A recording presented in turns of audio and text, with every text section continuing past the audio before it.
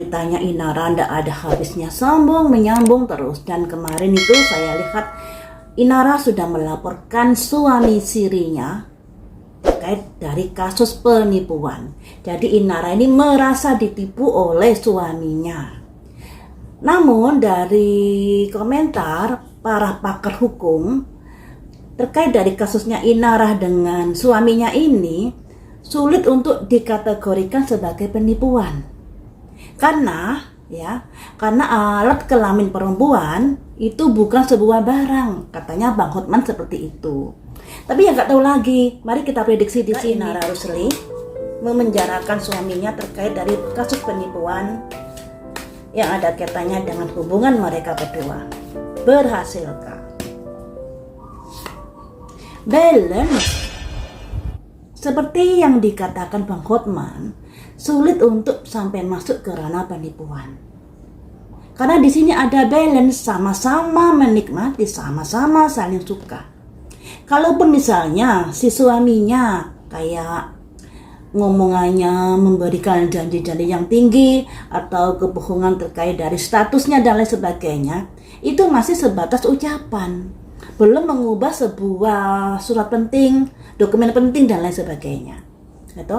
Nah, makanya di sini ada simbol balance, keseimbangan, kesetaraan.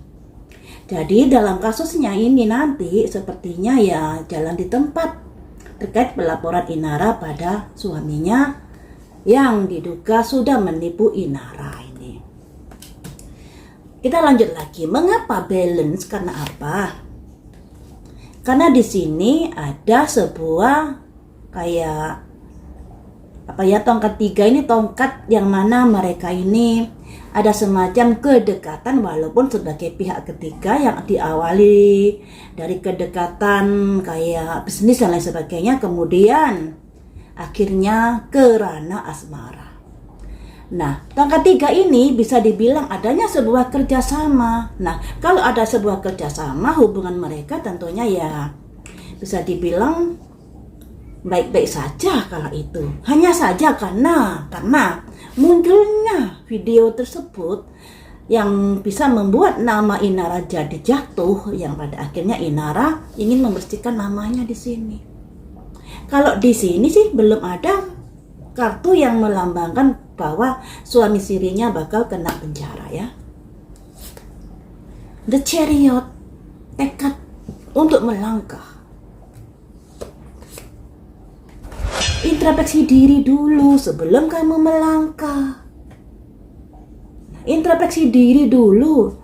Jangan ujuk-ujuk melangkah ini, melangkah itu tanpa pikir panjang hanya karena ingin merasa bahwa saya nggak bersalah, bahwa saya benar, bahwa saya korban. Tapi kalau dibilang korban di sini loh, ada pihak ketiga atau adanya kerjasama di antara mereka yang berdasarkan suka sama suka kala itu. Ya, makanya ada simbol balance, keseimbangan, kesetaraan. Makanya di sini Inara diharap introspeksi diri dulu, walaupun dalam pikiranmu kamu merasa tersakiti, merasa ditipu dan lain sebagainya. Satu kartu lagi, berhasilkan memenjarakan suaminya. Perencanaan. Itu adalah sebatas kayak keinginan, perencanaan yang akan ditindaklanjuti ya, atau yang sudah ditindaklanjuti oleh Inara Rusli yang pada akhirnya sepertinya laporannya ini bisa jalan di tempat, ataupun kalau sampai ke proses pengadilan bisa dikata suaminya masih aman-aman saja terkait dari kasus penipuan yang dilaporkan oleh Inara. Inara tidak mengakui atau menyangkal.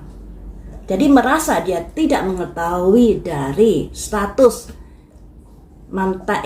suami sirinya itu. Padahal suami sirinya ini juga seringkali muncul di podcast loh ya. Bahkan dia mengakui di podcast seseorang itu, saya lihat tadi, mengakui kalau sudah berkeluarga, mengakui kalau sudah punya anak, mengakui kalau sudah menikah, kalau nggak salah di umur 19. Jadi setelah dia menikah juga kuliah kayak gitu dan berbisnis, dan pada akhirnya bisnisnya sukses di sini. Dari situ aja sebenarnya Inara harusnya mencari tahu siapa sih latar belakang dari suaminya ini, Masa sih ujuk-ujuk percaya begitu saja? Masa sih nggak jeli dalam memilah latar belakangnya dan lain sebagainya? Gitu. Makanya saya rasa kalau Inara ini tidak mengetahui, rasanya ya kok aneh secara logika loh ya.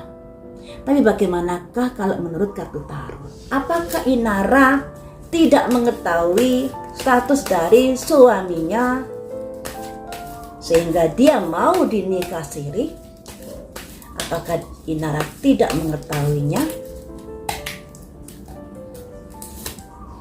Vanity mengetahui, dan ada kearoganan, kesombongan di sini untuk tidak mengakui. Vanity, kesombongan, kearoganan. Dari prediksi saya kemarin, kartu ini kan juga keluar. Sifat Inara pada akhirnya membuat hidupnya akan makin terpuruk. Imbas dari perseteruan saat ini. Sedikit demi sedikit hidupnya akan hancur di sini karena hitungannya dia kerjasama dengan para endorse ya agak berkurang. Banyak yang memutuskan kerjasama dan lain sebagainya. Dan untuk mendanai dari pengacaranya dan lain sebagainya tentunya harus mengambil dari tabungannya Inara. Nah, kalau seperti ini terus lama-lama kan tabungannya sedikit demi sedikit akan habis. Sedangkan untuk mendapatkan pekerjaan baru terkait brand-brand yang mau mengendorse-nya, tentunya brandnya ini akan pikir panjang karena nama Inara sudah jelek. Makanya di sini sifat Inara yang arogan, menang sendiri, tidak mau introspeksi diri, tidak mau menerima masukan orang lain dan lain sebagainya akan membuat hidupnya semakin terpuruk di sini. Jadi sebenarnya Inara mengetahui dari suaminya itu yang sudah berkeluarga kala dia menikah siri. Kalau menurut dari prediksi ini. Tapi karena sifatnya yang arogansi, yang seperti itu, dia tidak mengakui hal itu. Ya. Selanjutnya, mengapa kamu tidak mengakui? Malah kamu merasa petentang-petenteng di sini. Apa yang membuatmu seperti itu? Disipating, kesia-siaan belaka. Jadi teman-teman, sekalipun Inara berjuang sebegitunya untuk memulihkan nama baik dengan segala cara dilakukan, semuanya itu akan sia-sia belaka. Termasuk petentang-petentengnya ini. Maksud hati ingin memulihkan nama baik agar bisa kerjasama di dunia entertain, endorse dan lain sebagainya.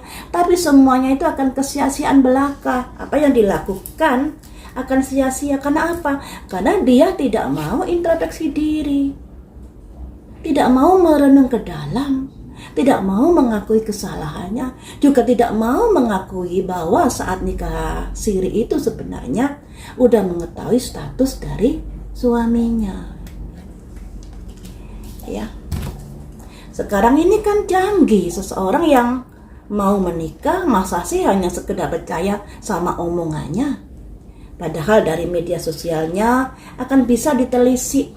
Dan kalau saya lihat berita bahwa Mawar juga suka nge-tag dari akun suaminya ya kan, pastilah dia akan tahu. Masa sih ngelihat hanya sekedar foto-fotonya saja, tidak sampai sedetail itu.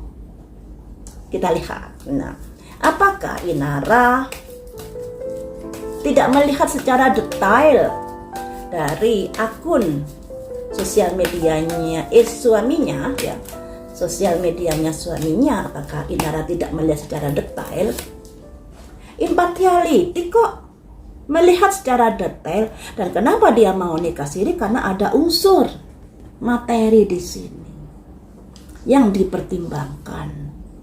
Nah, ada unsur-unsur materi, keberuntungan materi yang sudah dipertimbangkan oleh Inara. Ya. Untuk apa kamu melaporkan suamimu terkait penipuan? Alasannya apa? Apakah itu untuk memulihkan nama baikmu sehingga kesalahan semuanya dilimpahkan pada suami sirimu? Testain nih, nasib. Jadi ada hitam dan putih. Dia berusaha membersihkan namanya dengan segala cara. ya, membersihkan namanya dengan segala cara untuk mengubah nasibnya. Segala usaha akan dilakukan.